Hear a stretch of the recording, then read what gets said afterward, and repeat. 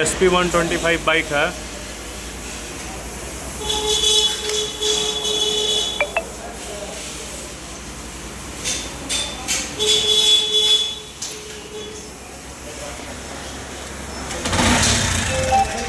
Problem यह है कि इसके टाइमिंग चैन से आवाज़ आ रहा है।